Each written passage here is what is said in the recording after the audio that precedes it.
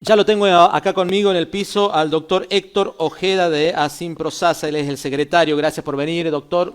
Buenas noches. Buenas noches. Bueno, están atravesando días complicados. Ayer espontáneamente salieron a las calles cuando se dieron con esta mala noticia, mala novedad de ir al cajero y ver descontado su sueldo. No solo los médicos, sino a los enfermeros les sucedió lo mismo. En el momento más difícil, acaba de decirlo incluso el ministro, bueno, anunciaron medidas de fuerza finalmente. ¿Se va a hacer o no se va a hacer el paro que anunciaron para mañana viernes?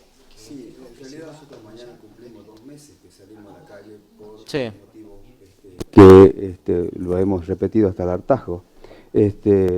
Pero lo que nos motivó luego de un impasse del 25 de mayo salir nuevamente a la calle fue la mala noticia de ayer de que cuando fuimos a cobrar empezaron a aparecer compañeros que decían que habían tenido una gran quita en su salario. Y no es solamente un problema de los médicos ni de los profesionales, sino de todos los estamentos del hospital, hasta maestranza, o sea, un monto que va desde los 5.000, 6.000, inclusive supera los 30, 40, inclusive hasta los 60.000 pesos. Fue un golpe muy duro, porque en realidad salió un DNU, no me acuerdo si en mayo o en abril del año pasado, en la cual una de las actividades que quedaban exentas de, por lo menos mientras durara la pandemia, era el estamento de salud. claro. Pero ese DNU, por supuesto, este año se decía que se iba a prorrogar porque la emergencia sanitaria continúa. Entonces, para nosotros fue una gran sorpresa, ¿no es cierto?, este descuento muy importante. Y entonces la salida fue espontánea porque nosotros trabajamos día a día, momento a momento, y nos arriesgamos a cada momento que tenemos. Yo trabajo en el Ayer hospital. en La Guardia se confirmaron ahí en el Hospital del Milagro 3 casos positivos. Sí, nosotros inclusive eso es una gran preocupación que tenemos porque nosotros, como lo dijo el ministro, estamos prácticamente vacunados con las 2 dosis de Sputnik. Pero ayer yo estuve de guardia precisamente ayer, y a las 19 horas se confirmaron 3 casos de enfermeros que trabajaban conmigo positivos. Y hoy confirmaron un cuarto y 4 profesionales médicos también positivos. Entonces, bueno, la cobertura que nos da la Sí, ¿y usted por vacuna. qué marca como una preocupación? O sea, a pesar de estar vacunados, se Claro, contagia. o sea, porque la semana pasada y las salidas anteriores habían dicho de que nosotros teníamos un determinado modo de trabajar. Los que trabajaban directamente en la sala de COVID, a la semana siguiente tenían una semana de descanso como para recuperarse y si se contaminaba o si se infectaba, tener ese momento para ver si se hisopaba, si aparecía algún síntoma. Desde que se terminó la vacuna, las 2 dosis, la gerente sanitario dijo en una asamblea que teníamos que no teníamos ningún argumento para hacer el alto ese que hacíamos el año pasado porque habíamos recibido las 2 dosis de vacuna. Pero la evidencia nos pone ante la verdad, ¿no es cierto?, de que las dosis de vacuna no son suficientes para evitar de que, Claro. por lo menos, la gran exposición que tenemos el personal de salud hace que haya 4 enfermeros en este momento que son positivos y algunos colegas que también son positivos. Entonces, la preocupación nuestra no es solamente la parte monetaria, que es muy importante, Sí, sí. también nos interesa, ¿no es cierto?, porque hubo un relajo en cuanto a la provisión de elementos, por ejemplo, los barbijos que son reglamentarios, Sí. los N95 a las personas que tienen directamente exposición. Yo hablo Y que porque, entiendo en un hospital deberían sobrar, incluso exacto, es lo esencial. los barbijos quirúrgicos está bien para la circulación fuera del área crítica, pero la guardia de nuestro hospital es la principal puerta de entrada, donde entran pacientes distintos, sintomáticos, respiratorios, febriles, y uno no sabe si son positivos o negativos, Claro. ¿no es cierto? Y entonces tiene que tener la protección adecuada. Y precisamente ese era uno de los reclamos que hacíamos desde el sindicato, que no se nos proveía de esos elementos que para nosotros son esenciales. Bueno, y la prueba está de que ahora están apareciendo. La alta exposición que tiene ese personal hace que en estos momentos sean positivos. Entonces, y más esa mala noticia más el descuento ha hecho de que nosotros directamente pasáramos de la manifestación que hacíamos, que es una Sí. manifestación totalmente pacífica, una manifestación que hacíamos un alto en nuestras actividades. No es Sí, como sí. dijo esta mañana el gerente general, que éramos unos impulsores del caos, un término bastante violento y despectivo, ¿no es cierto? Debe saber, y eso lo dijimos saber, de que esas personas que salen no son personas que no van a trabajar, son personas que hacen un alto Claro. en su tarea para Están trabajando visibilizar. y salen del Y hospital. duran no más de media hora y Sí, después sí. vuelve a sus actividades. Entonces esos impulsores del caos son los mismos que se ponen el barbijo, ponen el mismo que se ponen la indumentaria que corresponde y entran a atender los pacientes COVID. No le gustó y no le gusta que hayamos dicho hasta el hartazgo, ¿no es cierto?, de que el anexo Arenales era un mal lugar, o sea, por lo menos era una buena idea, pero estaba mal acondicionado porque desde el punto de vista estaba improvisado, porque la logística que tiene no es la adecuada. Sí. Antes se Tenía internaba, pérdida de oxígeno. habían dos bocas, correspondía a la cama 4, cama 5, ¿no es cierto?, donde personas, colegas que trabajan allí me informaron directamente que estaban con pérdida y que se lo comunicaron al coordinador para que solucionara el problema. Eso fueron cuestiones reales. Y es posible que aparezca porque es una instalación nueva, el oxígeno central no tenía. Entonces, perder un elemento tan necesario como el oxígeno es algo que no se puede permitir. ¿Cuándo se hizo ese anexo?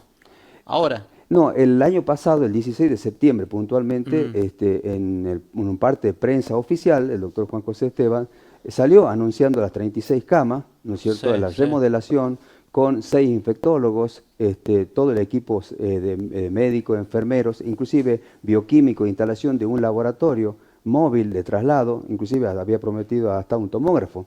Todo eso no está. O sea, lo que se hizo posterior fue improvisado. O sea, los 6 infectólogos no están.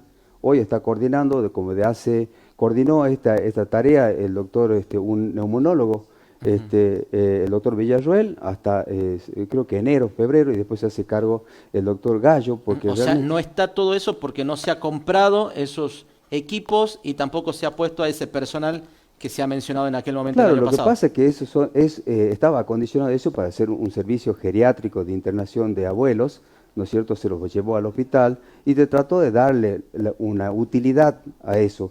Pero yo creo que hubo tiempo suficiente, pues de septiembre hasta la fecha, si se querían hacer, se podía haber hecho no solamente colocarle el oxígeno, sino hoy en día tiene la cobertura médica hasta la semana pasada solamente hasta las 20.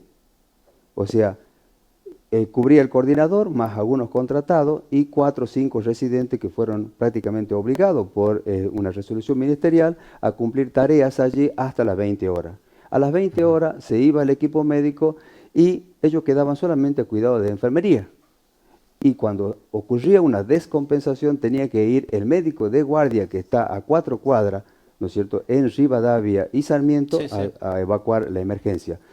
Una ambulancia que no cumple los requisitos técnicos que corresponde, o sea, una ambulancia para trasladar a paciente que se descompensa tiene que ser mínimo de mediana complejidad, Claro. con médico. Y ¿Qué ambulancia tenían? tenía De baja un complejidad. móvil que creo que era del servicio de cardiología, era un móvil que Claro, inclusive dependía no del hospital, porque el hospital no tiene ambulancia, sino del SAMEC. Entonces entiendo. uno, cada vez que tenía que trasladar a un paciente, tenía que hacer una gestión, ¿no es cierto?, porque no siempre el móvil estaba allí.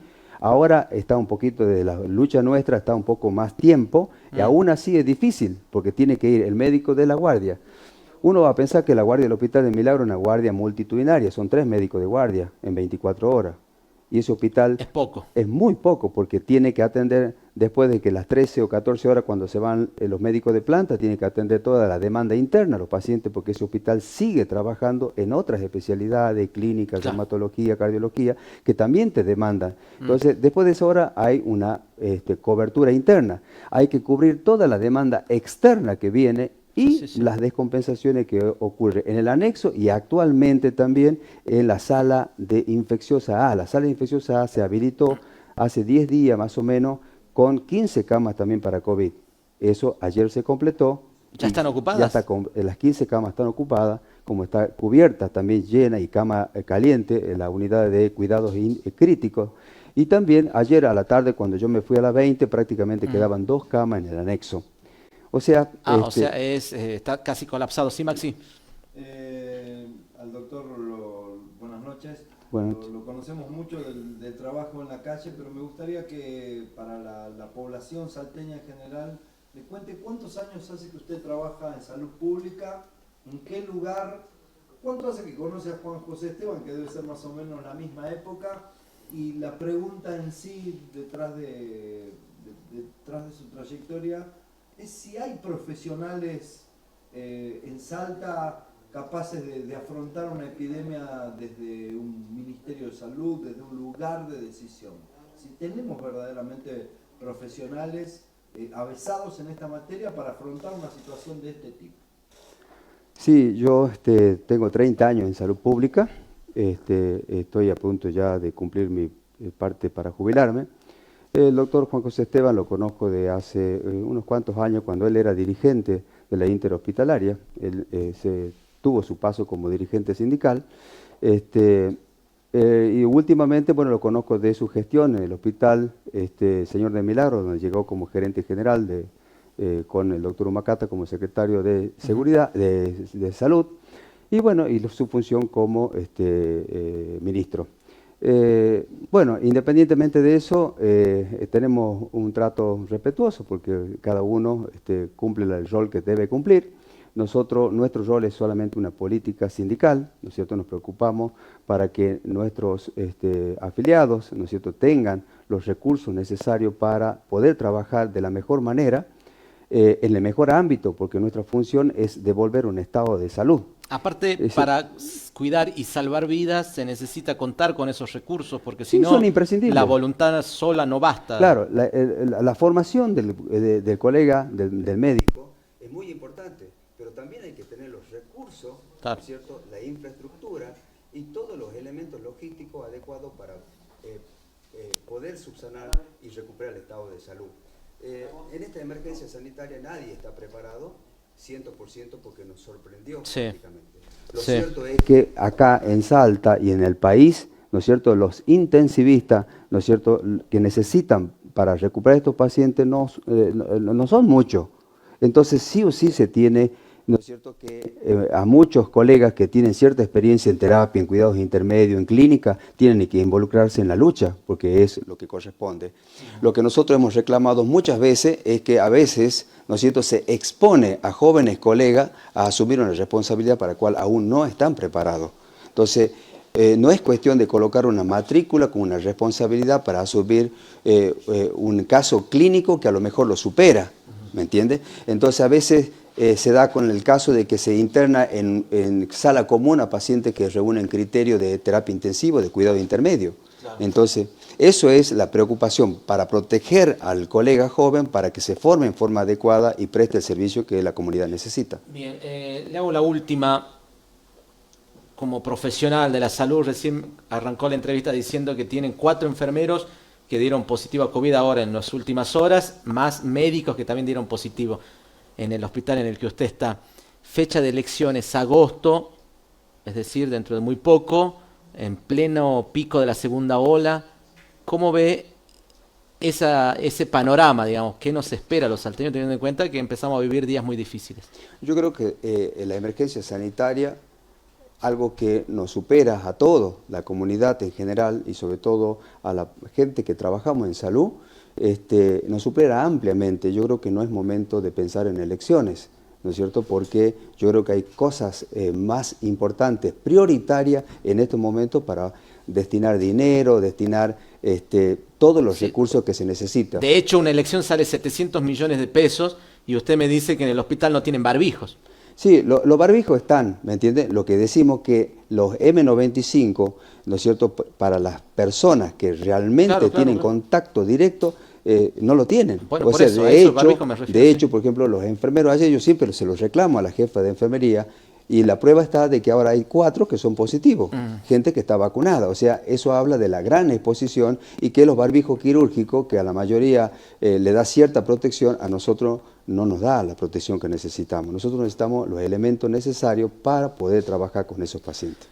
Gracias, doctor Ojeda, por venir. Y cortito, entonces, mañana, ¿cómo sigue la situación? Sí, nosotros habíamos declarado un paro, ¿no es cierto?, de actividades por ayer, el factor desencadenante, y bueno, nos dictaron conciliación obligatoria, o sea que mañana a las 8 tenemos reunión para ver cómo solucionamos este inconveniente. Gracias por venir, Ojeda. No, gracias a ustedes. Bueno, lo escuchábamos al médico acá hablando de la situación del presente.